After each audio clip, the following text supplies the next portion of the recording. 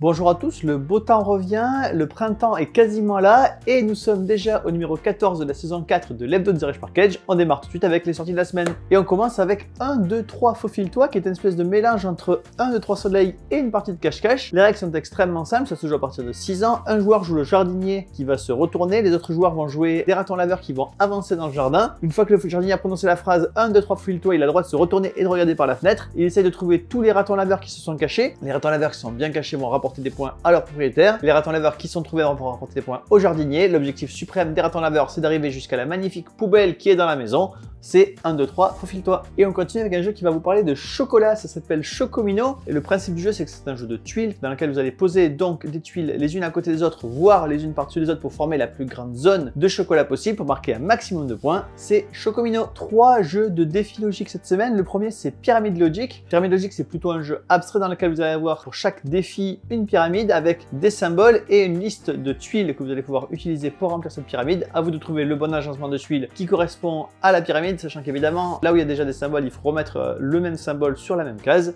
C'est Pyramide Logique. Et on continue avec un autre jeu de logique, Rush Hour World Tour, dans lequel vous allez devoir désengoncer votre voiture rouge et la libérer donc pour qu'elle puisse visiter l'ensemble des merveilles du monde. Évidemment, les défis sont là aussi de plus en plus complexes. Il y a 40 défis différents à résoudre pour arriver à la fin de la boîte de Rush Hour World Tour. Autre jeu de logique, là aussi 40 défis à remplir. Cette fois-ci, c'est dans l'univers de Super Mario. Le principe est extrêmement simple. Le jeu vous dit quels personnages vont utiliser et combien de pièces il voit au-dessus, à gauche, à droite ou en dessous d'eux. À vous de positionner les pièces et les personnages pour que chaque personnage voit le bon nombre de pièces. Il y a évidemment toujours une seule solution à chaque fois.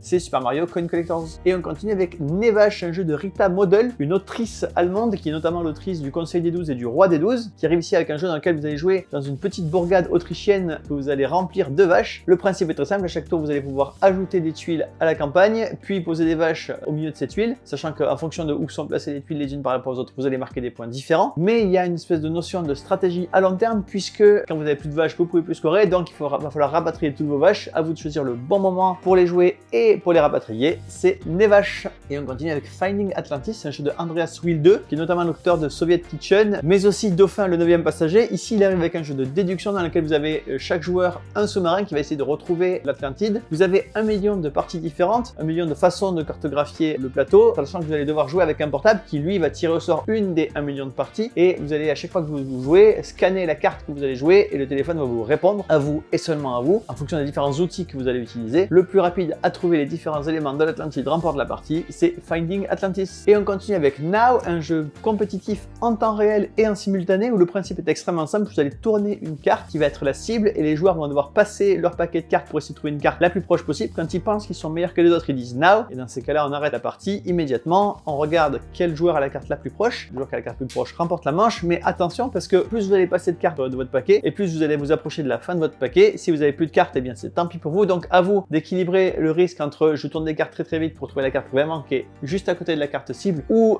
tant pis, je laisse passer une partie mais je garde des cartes dans mon deck. Donc simultané en temps réel et extrêmement frénétique, des parties extrêmement courtes, c'est Now. Et on continue avec un nouveau jeu du docteur Reinhard Knizia. C'est un nom que je prononce à peu près 2 fois ou 3 fois par mois, donc vous savez que c'est un auteur de jeu extrêmement reconnu qui a fait des tonnes et des tonnes de jeux, notamment Tigre et Euphrate qui a donné plus tard Yellow Yangtze qui est en promotion en ce moment, n'hésitez pas à en profiter d'ailleurs. Ici il arrive avec un nouveau jeu qui s'appelle Brawl, dans lequel vous allez pouvoir jouer différentes cartes qui correspondent à différentes tribus. Quand une tribu arrive au score cible de cette tribu, elle remporte la bagarre, et tous les joueurs qui ont joué des cartes de cette tribu les mettent à l'abri, et ça sera du score de fin de partie. Toutes les autres tribus sont éliminées et ça fait pas de score, donc à vous de jouer les bonnes cartes au bon moment pour que vous puissiez scorer un maximum sans trop faire scorer vos adversaires, ou au contraire de marquer à la culotte de vos adversaires pour marquer des points à chaque fois qu'ils jouent.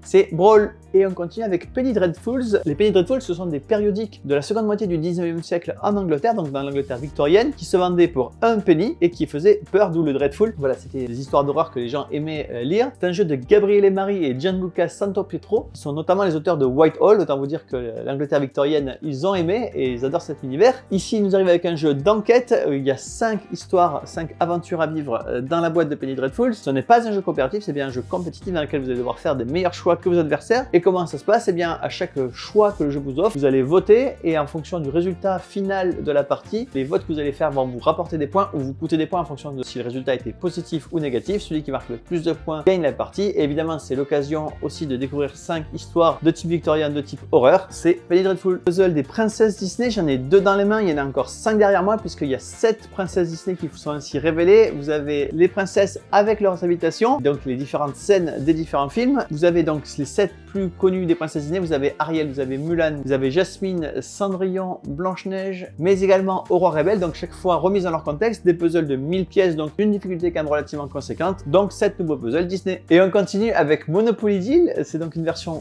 carte du Monopoly. Ça se joue en 15 minutes, donc rien à voir avec le jeu de plateau évidemment. Cependant, vous allez devoir créer des assemblages de rues de la même couleur évidemment, avec des cartes qui représentent de l'argent qui vont donc vous permettre d'acheter ces différentes rues. Si vous n'avez pas les bonnes cartes, vous pouvez néanmoins défausser des rues pour faire de l'argent pour acheter d'autres rues. Certaines cartes vous permettent également de forcer vos adversaires à vous payer un loyer. Bref, c'est une version accélérée du Monopoly, c'est le Monopoly Deal dans sa version 2024. Et on termine avec un jeu qui a mis un peu de temps à arriver en France, ou plutôt une édition qui a mis un peu de temps à arriver en France, puisque Kingdom Builder c'est un jeu qui date de 2012, qui a remporté pas mal de prix, et notamment le fameux Spiel des Jahres, donc le prix des jeux de société. Il est arrivé 10 ans plus tard avec une édition anniversaire que je tiens dans les mains, qui a mis un peu de temps pour trouver nos latitudes. Le voici. C'est non seulement une réédition du jeu, et d'ailleurs dans les 200 meilleurs jeux pour toute la famille, si j'en crois le site BGG, et je crois toujours le site BGG, mais c'est également une édition améliorée, puisque dans la boîte, elle est un peu lourde.